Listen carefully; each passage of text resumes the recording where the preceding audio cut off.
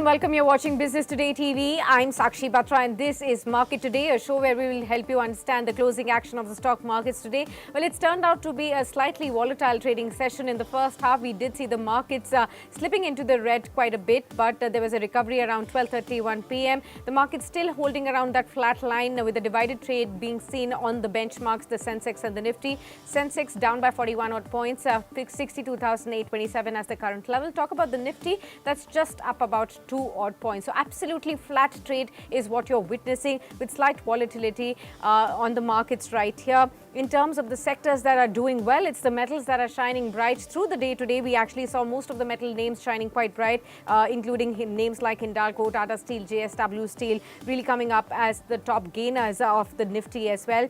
In terms of other sectors, apart from the metals, we do have the banks that are doing well. In case you will have a look at the Nifty Bank, that's up 0.5% in trade, so doing much better than the benchmark indices right now. And what's contributing is all the contributors of the Nifty Bank. Talk about the PSU banks that's leading from the front, over 1% gains. So continuing with that rally that we've been witnessing for last 2 or 3 odd weeks right here.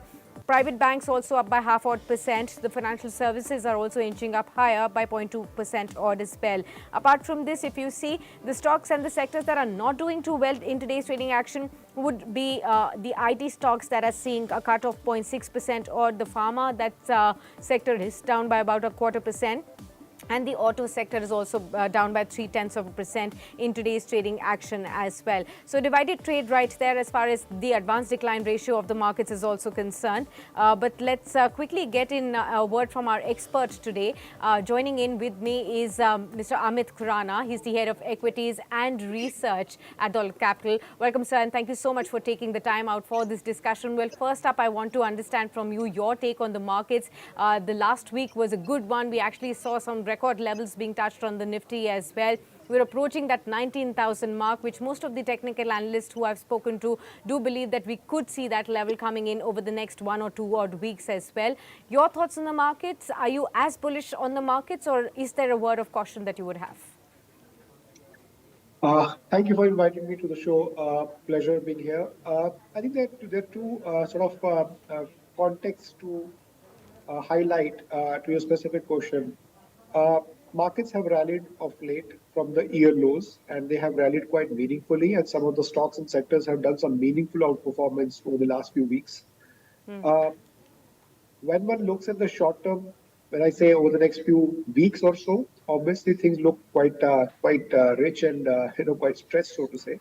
But if you were to look at the trajectory of earnings which the Indian corporates are likely to report for Q3 and thereafter, one feels quite convinced that this rally, this uptrend will sustain reasonably well. So there are two different contexts to it. Near term, one may feel that there can be some sort of drawdowns which could possibly happen on the Nifty or some of the other larger indices, so to say.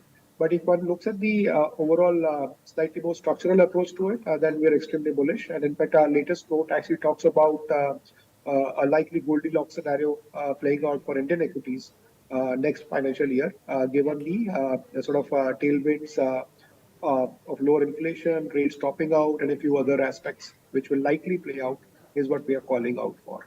Okay. I actually wanted to understand, as an extension of the point that you just made, in terms of the triggers that could work very well for the markets going forward. Of course, we are about a month, 2 away from the budget as well. Till that time, what could be the major triggers? Beyond that, after the budget as well, what could be the major driving factors for the markets? I think there are let's put it in context. There are macroeconomic factors which are turning more favorable than what we saw over the last 12 odd months. We're almost in the end of the calendar year. So higher inflation was a big headwind for the margins for the companies. So that should relatively be in a much better position. With the raw materials declining, companies beginning to absorb that either through pass through to the final consumer or being able to manage their operating efficiencies to absorb those price hikes. So I think one big lever which will play out over FY24 will be a much benign raw material environment, which is supportive for margin expansion. Okay. The second aspect, I think, is a far more stronger visibility of growth from a domestic demand perspective. Remember, as early as this year, we had the wave three, and that impacted Q4, and then the follow through impact of the higher inflation. So consumers did hold back good amount of this discretionary spending. It's only in the festival season of late that we've seen discretionary spending beginning to sort of show up much more meaningfully, and we believe that this trend will accelerate as we go along. Um, and that again will have a very significant tailwind impact on some of the businesses. Okay. So when you look at the broader context, inflation topping out, hopefully that should also translate into central bank, the MPC, going little slower on its rate hikes and possibly approaching the terminal growth rate of, let's say, terminal rates being closer to about 650, 660 range. I think all of that essentially builds up a very strong base and a very strong visibility for the broad macros. And that we Okay. believe is the strongest tailwind one can play out of. Okay, understood that.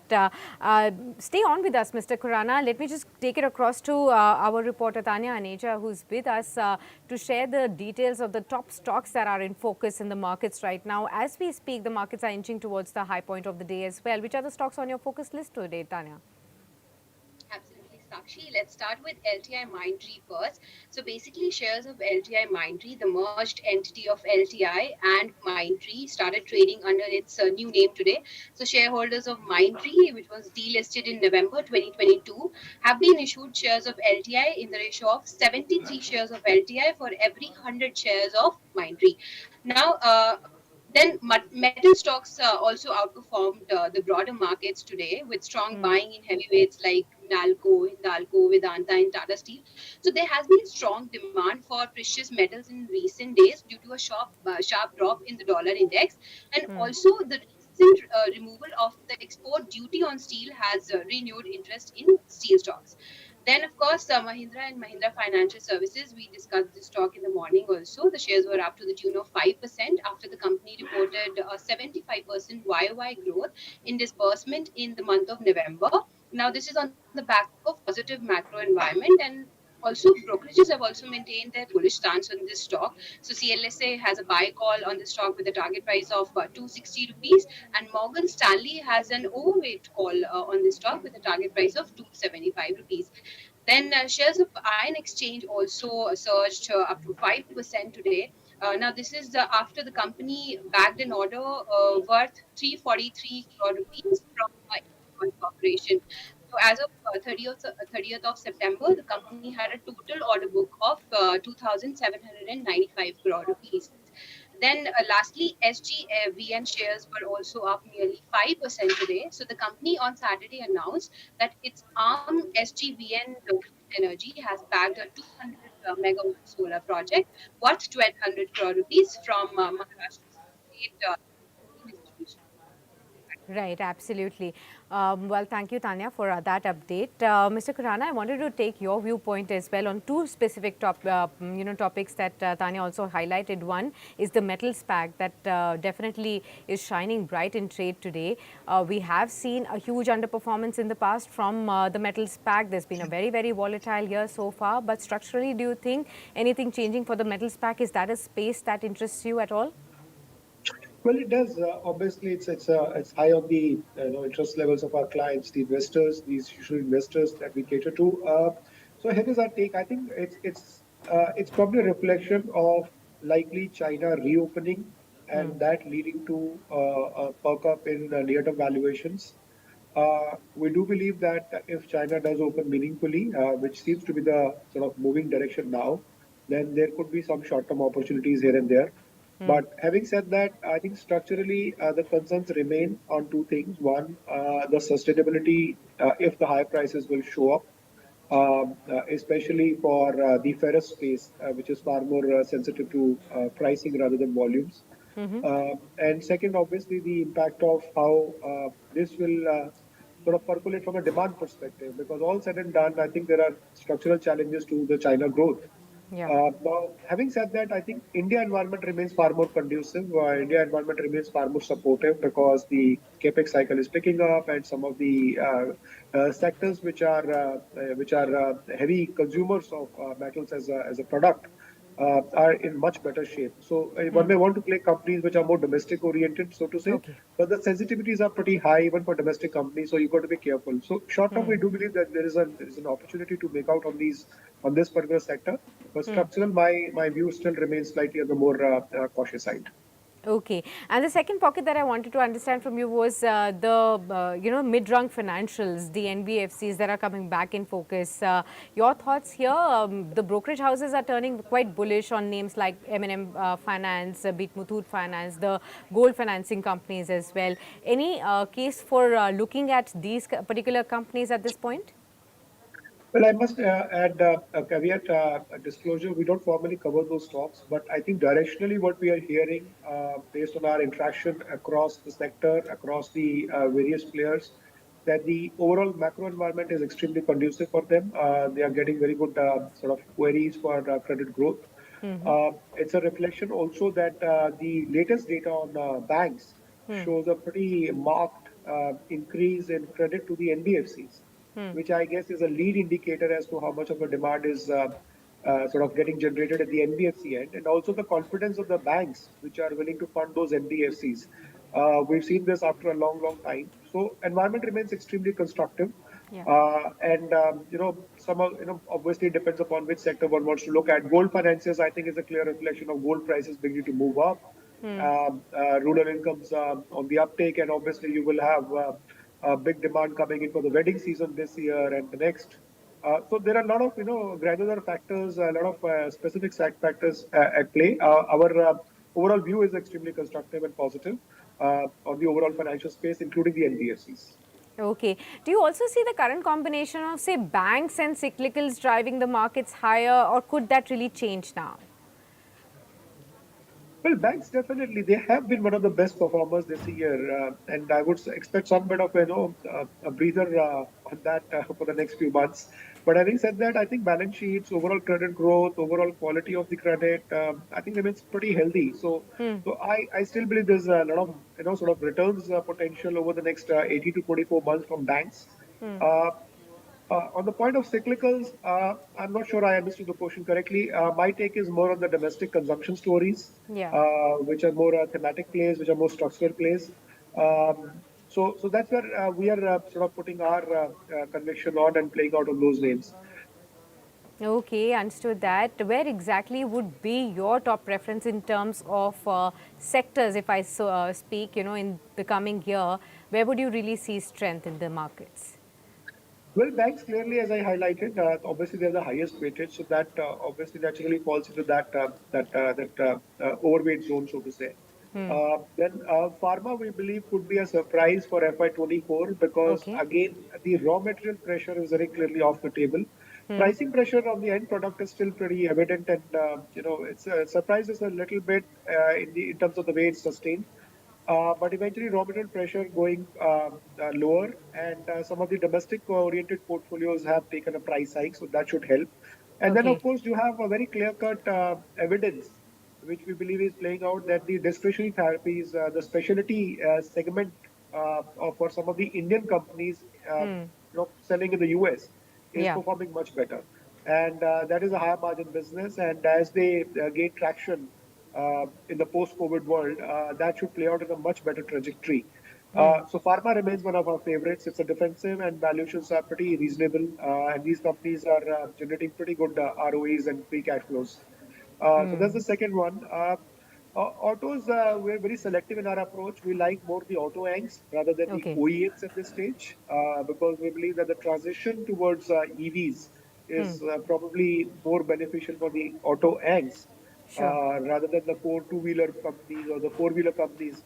And the challenge with the four-wheelers is that we don't find very many names to own at the top end. Um, we are extremely positive as well on cement. We believe Okay. that again, this is one of the spaces which has very healthy macros as you go along because the tailwinds are going to start operating in terms of lower raw material pricing, much better visibility of growth, and the overall cycle turning favorable as real estate demand picks up, as infrastructure demand picks up. So I Okay. guess cement could be another sector that which could generate a reasonable level of outperformance for CY23, FY24. We've been pretty conservative with our assumptions there in terms of pricing gains. We are in fact really building in a flat pricing environment. And if Okay. that were to be also turning favorable, then the upsides can be quite material to our estimates also. Okay. Your take on the consumer fintech names and the new age tech stocks as well, if you cover that at all, if you've been studying them, the way that they have, performed over the last 1 year, and in the recent past as well, there's been a stark contrast. If you talk about names like, say, Paytm or a Zomato or a PB Fintech, they've actually seen a double-digit bounce as well from those lows. Would it be okay to say that these kind of stocks have actually seen their bottom, the worst is over for them? Would you still stay away from them, or are you somebody who's, still look at positively over the long-term story of these stocks?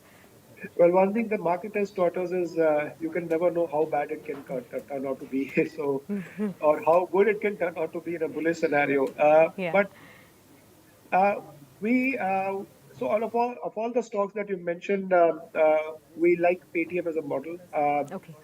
We've been probably a little earlier than the market consensus turning into a buyer. We were much earlier buyers. Of course, the stock did correct a little bit from those levels also. But our construct is very simple in the sense that the management is now focusing on the bottom line, the operating profitability, and clearly Yeah. laying down specific milestones quarter on quarter. And I think that is something that we feel very sort of convinced about. And we feel that is one of the models which will eventually play out. Okay. And fintechs, if you see structurally, they have a pretty good technology edge, and that should start showing up as the some of the structural themes in the financial sector start playing out. I mean, from a regulatory angle, I'm referring to. Uh, Zomato valuations have corrected quite meaningfully. We are not as negative as we were last year or even a good part of this year. But our sort of concern remains uh, the capital allocation that they're doing to the other businesses. I think Okay. that's where we still need to get more conviction. Um, Okay. the third stock that you mentioned, we don't cover it, but I do believe that overall fintech space, the focus that has come back for the managements to play on the to show the path to profitability, I think is a very good development. Something which we had raised as a clear concern when these names got listed, and there was a lot of frenzy. But now that frenzy is completely evaporated, and that's exactly where we feel that the reality checks have to play out, and some of these models will start generating better returns for the investors. Okay, noted that. What about the broader markets, the mid and the small caps? Are they looking good to you at this point in time? Is it, wise enough to start looking at nibbling some of the gains that we are looking at in these two combinations? Well, yes, obviously from an operating leverage perspective, mid caps and small caps will be the biggest beneficiaries. I mean, if you look at this year was absolute disastrous performance for some of those names, some of those businesses, even the indices for that matter, while Nifty seems to be showing a slightly positive return, but mid cap, of course, not as bad, but small caps really got rogered. And I Yeah. think it's a clear reflection of deteriorating macros. And as those macros start improving and deterioration turns into improvement, you will see significant operating leverage for some of these businesses. So we Yeah. have a bouquet of stocks which we like across sectors. As I highlighted, auto anchs, mid cap, small cap names we like a lot. Even infra names, we believe the execution pace is picking up pretty well and will show pretty significant uptick over the next 12 to 18 months as we get into the election year. And these names are pretty, well leveraged. So once the rate tops out, interest rates top out, and you have better execution, you will see a pretty strong operating leverage playing out. Sure. So definitely, and I would probably not even shy away from saying that FY24 could very well be the year of mid cap and small cap from the Indian perspective. Okay, that's quite interesting. So, just last question to you. For those who really missed the rally, we are inching towards that 19,000 mark. We saw 18,900, 18,700 currently. For those who missed this rally completely as they were waiting for some kind of a decline and some unwinding pressure, and that has not come through, what should be the advice now for the investors? Well, that's always a difficult call to make. I mean, market is like a moving train. It moves fast, it moves slow. When it moves slow, we always want to move it. Once it starts accelerating, we'll get onto it. So my simple advice to investors is this: you got to build your portfolio with a very clear-cut time frame in mind, with a very clear-cut risk appetite in mind. So unless you're willing to take 10, 15, 20% drawdowns on your holdings, this is not the asset class to be in. But if you do have the ability to take those drawdowns and really look at businesses over 2-3 years structurally, you can buy the businesses, build your positions, and really take a very constructive view. And if at all you feel that you do not have the capacity to do that, mutual funds are the best routes. I mean, they are our clients, so their growth is our growth, and obviously investors at large will make returns over a period of time. Okay. Well, on that note, thank you so much, Mr. Khurana, for being with us on the show and sharing all these insights about the markets and the approach that investors must have now towards the markets as we approach those all-time highs. Thank you so much. It's been a pleasure speaking with you and hope to catch up very soon to discuss more about markets with you. Let's now quickly look at how the markets are looking at. We are just 1.5 minutes away from the closing of the day, and it looks like we are going to close well in the red. It is going to be another red day for the markets. 18,692 for the Nifty, down 3 points. The Sensex, 57 points of a cut. 62,811 is what you can really see over there. Absolutely flattish with just minor cuts coming through as far as the markets are concerned. Let's also take a look at how the sectors are looking like at this point in time. Of course, the metals go home with the maximum gains today, almost a 2% move. So it's closing in with the high point of the day, in fact. Yeah, so there you have it, 1.7% up right there for the metal space. The second in command would be the PSU banks, that's up by 1.22% and goes home with maximum gains again.